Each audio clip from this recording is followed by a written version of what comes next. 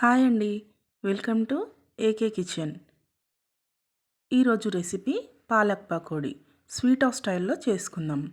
ముందుగా దీనికోసం పావు కిలో శనగపిండి, ఓమ, పసుపు, కరివేపాకు, పచ్చిమిర్చి, జీలకర్ర, సాల్ట్, అల్లం వెల్లుల్లి పేస్ట్ తీసుకోండి.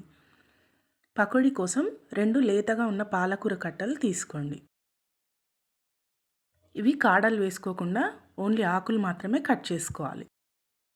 నీట్గా కడిగి పెట్టుకున్న పాలకూరని ఒక గిన్నెలోకి తీసుకుందాం. ఇప్పుడు ఈ పాలకూరలోకి శనగపిండి, పచ్చిమిర్చి, జీలకర్ర, అల్లం వెల్లుల్లి పేస్ట్, సాల్ట్, ఓమ, పసుపు అన్నీ వేసి బాగా కలుపుకోండి. ఇవన్నీ వేసి కలుపుకునేటప్పుడు ఆకు నలగకుండా మెల్లిగా కలుపుకోవాలి.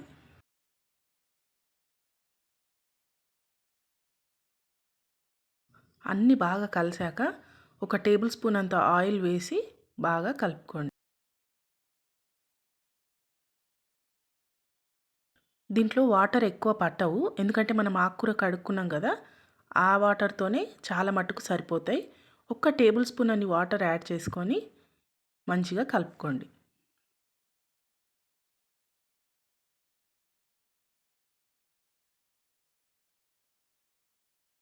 ఇది బాగా మంచిగా కలిసాక ఇప్పుడు డీప్ ఫ్రై కోసం ఆయిల్ పెట్టుకుందాం.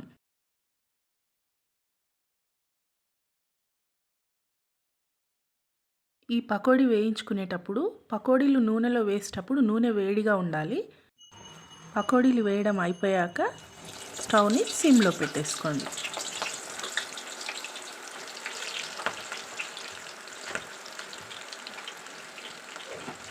ఇలా వేగేటప్పుడు ఆ నురుగ పోయేదాకా వీటిని కదపకూడదు. ఈ పకోడీలు చిన్న మంట పైన వేయించుకుంటే చాలా క్రిస్పీగా బాగుంటాయి. వేసేటప్పుడు హై ఫ్లేమ్లో పెట్టుకోవాలి, వేగేటప్పుడు చిన్న ఫ్లేమ్లో పెట్టుకోవాలి. చాలా సింపుల్ రెసిపీ, తొందరగా అయిపోతుంది, టేస్టీగా ఉంటుంది.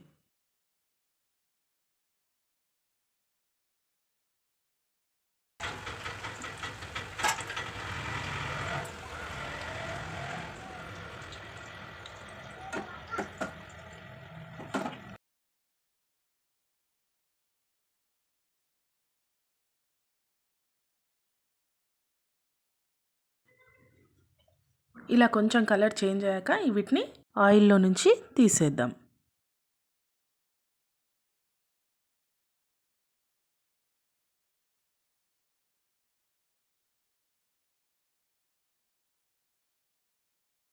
నెక్స్ట్ వాయిని కూడా ఇలాగే వేసుకోండి. వేసేటప్పుడు స్టవ్ ఎక్కువ ఉండాలి, వేసాక సిమ్లో పెట్టుకోండి.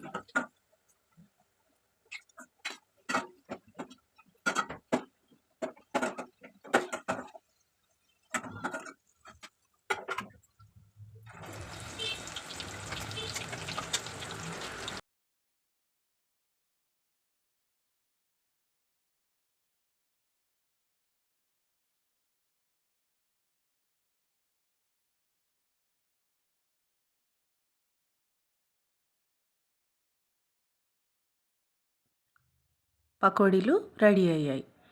ఎంతో సింపుల్గా టేస్టీగా ఉండే పాలక్ పకోడీ రెడీ అయింది. సౌండ్ చూడండి ఎంత క్రంచీగా వస్తుందో. ఇది ట్రై చేసి ఎలా వచ్చిందో కామెంట్ చేయండి.